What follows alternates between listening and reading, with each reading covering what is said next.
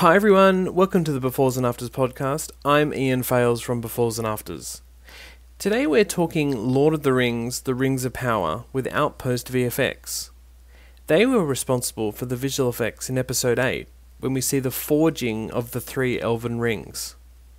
In this episode, I chat to Outpost visual effects supervisor Richard Clegg about the challenges of that scene, including simulating molten metal.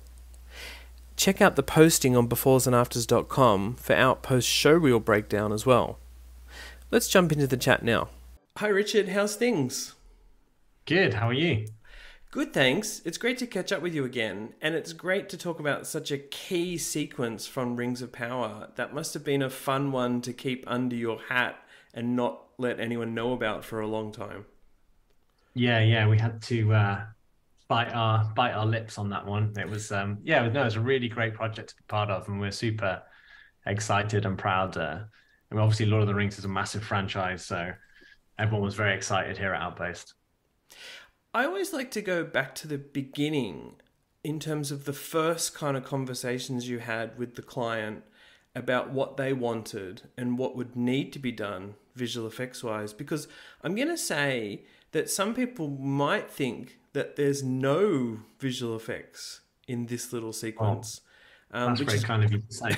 Well, I mean, it is the kind of invisible effects that I love. But back to those initial conversations, what were they in terms of the brief? Yeah, so my first reaction and thoughts to this work when we were looking at it was like, obviously it's kind of that lethal combination of being kind of quite technically challenging, but also very subjective in a lot of ways, because there's a bit of magic in there, but it needs to look real. So there's all these kind of contradictions in a way, so that make it difficult. But basically, the initial conversations where there'd been this sort of teaser trailer that had been out there as well. So we got a little sneak peek of that, where they actually did pour molten metal through like a little wooden flutes. Yeah, I remember that. And the irony was like there was a lot of comments on the YouTube of, oh, it looks a bit CG with when it was actually just really great macro photography. So that was, when we talked to Jason, that was one of his things. He's like, it needs to look real, like has to be real. So we're very quickly like sort of looking at references and finding, I don't know, as much material as we could, to sort of keep it grounded and keep it looking real. And then obviously there is that magical element, a magical aspect of it, where we form these little concentric circles as the metals fuse together, and there's sort of that little magical properties in the dish.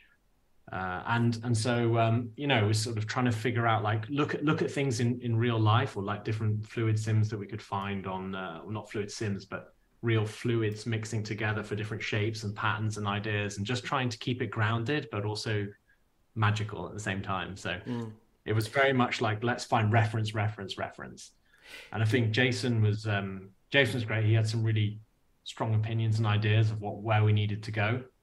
But was super keen on making sure no one went, that looks a bit CG. Did you need to do a pitch or any kind of test to show that you could do molten, metal in this way?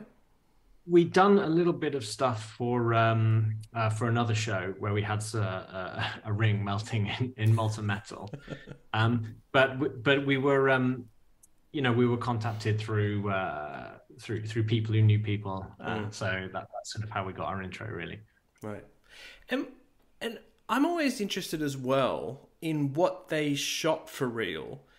Not only that, in terms of the live action photography, but any kind of fluid reference, and then what could be done on set in terms of surveying the space and giving you things that would help you ultimately put your CG work in. So there was a lot of shots with nothing, just except the bowls and the furnace that was the practical furnace and the flutes that were there in the footage. But there was some shots where, for example, when they're pouring the metal, the guy shot some stuff with like shampoo, I think it was. So we got this kind of like viscous liquid that was really handy because it gives a sense of timing and things like that. But that was more, I think, for shots where the camera move was kind of motivated by the flow of the liquid. So they needed to have something in place. But otherwise, it was really just us. We spent a lot of time really collecting lots of references and just going through that with Jason and talking about where we should take it, and also just wedging some options. Trying different things out and seeing what would happen. The main thing that seems to have been solved here is the look of molten metal. How do you simulate that and then get it to have the right viscosity, get it to flow? Like, what were some of the challenges there in just getting the right look for liquid metal? Yeah, I mean, I think a lot of it's down to just interactive lighting because molten metals is essentially it is a light source. It is emitting light. It's emissive rather than sort of something that catches direct light. But you do get also some little specular highlights and things like that on there. And then we spent a lot of time looking at, especially in that teaser trailer, you could see there's almost like a little crust that forms on the top. And that's the stuff that will catch direct light, and we can sort of have the room influence this. But then the under part, the kind of colors and the glow, that's all just emissive. So really, that was very much like shader driven with sort of various properties of the simulation and a little bit of procedural noise.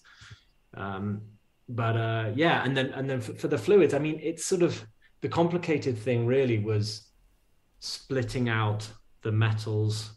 So if you've seen the sequence, there's a dagger that melts. That's all, fairly straightforward. There's sort of pouring metal from one dish to the other.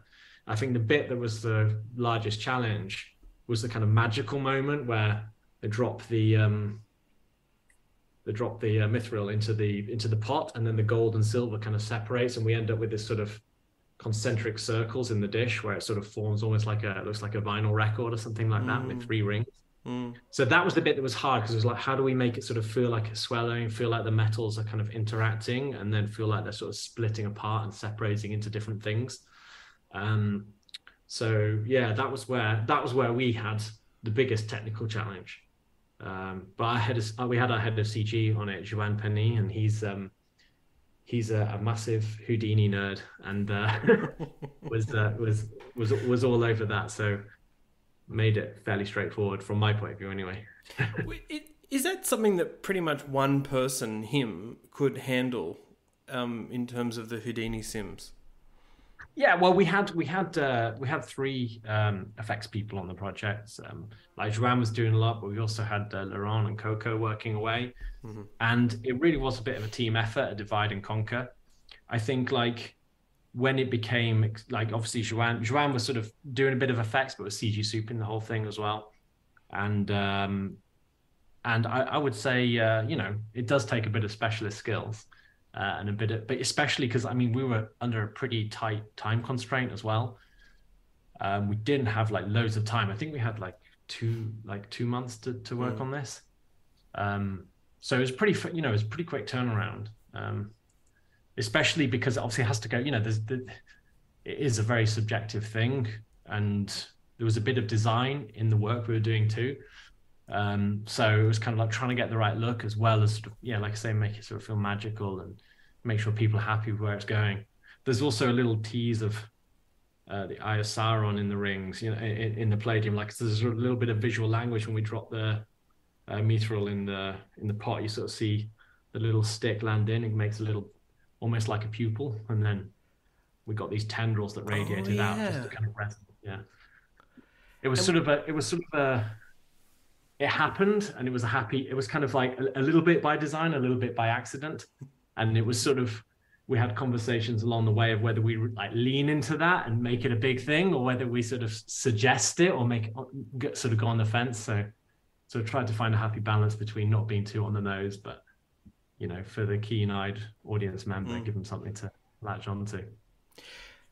And the other part of the sequence that I feel is even more invisible are things like the hot coals or extra pieces of fire. It looks like in some ways they had something there for lighting interaction, but tell me about replacing things like the coals and fire in general. Yeah, so the production design was beautiful, and they did build some like hot coals, which was sort of almost like a, to make them glow, they had some glassy properties to them. But it was just in a way, we replaced them with VFX coal just for consistency, and also just to give us a bit more flexibility and control with like where the lighting is, and how that interacts with the different metals or the pans and things like that that are in there. So really, on top of whatever was built practically, we did hot coals, we added glows to certain things. We did a little bit of like tarnishing on the inside of the oven, that the dagger gets melted inside.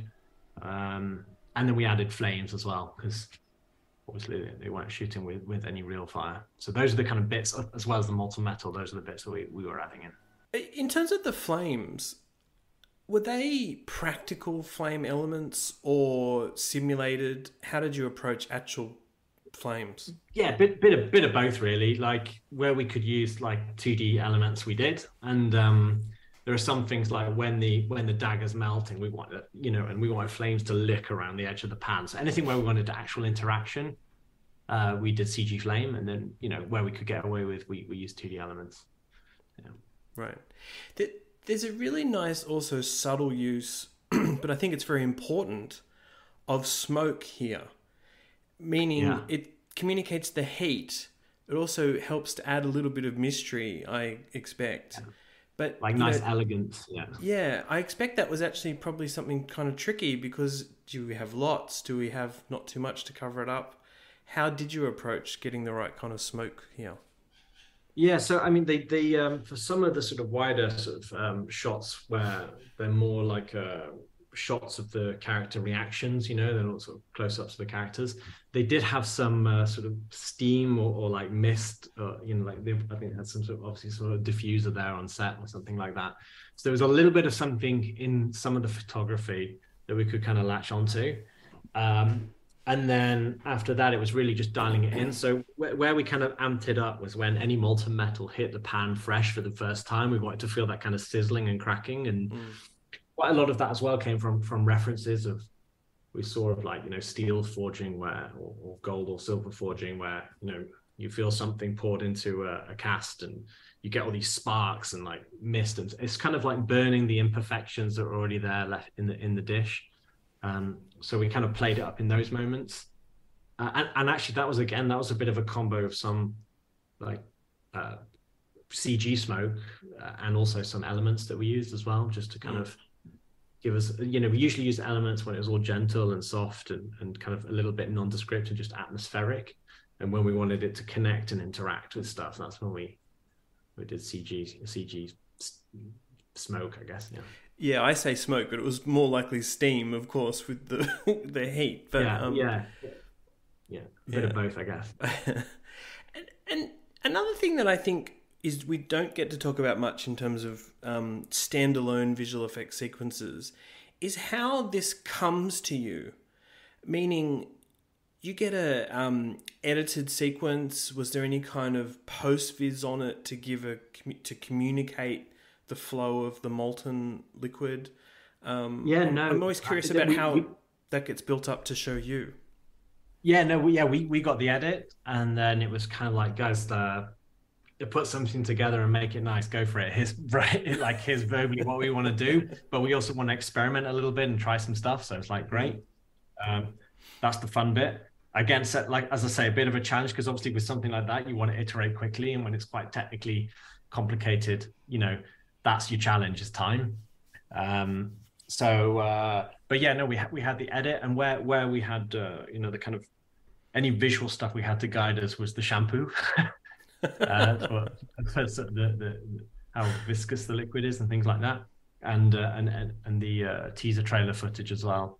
And the teaser trailer was kind of used as like, here's what works, here's what doesn't work. We like this about it, we don't like this about it. And I think another thing that was kind of, I guess, challenging is sort of looking at, when the metals separate and we want those 3 different concentric circles, it's trying to figure out the right color palette for those. Because we wanted each metal to look a little bit different, but also look sort of, consistent. I think as other things we had to do that were kind of maybe interesting is we had to play with the exposure of the scene a little bit, because obviously if you're going to expose for like hot liquid molten metal, that's pretty bright and glowy. So in some cases, we kind of just dimmed down some of the practical lighting and sort of, augmented the backgrounds a little bit just to kind of draw attention to the molten metal and sort of make it feel a little more correctly exposed for that. Yeah. Richard, how many shots are in a sequence like this? I'm sort of like not sure, because it's a nice edit. There's some very long shots as well. How many shots did you have to do? Yeah, for this one, we worked on, I think, approximately 20 shots. So from loading the dagger into the furnace to sort of seeing that final moment where the metal falls into the cast, yeah, there was about 20 shots in that.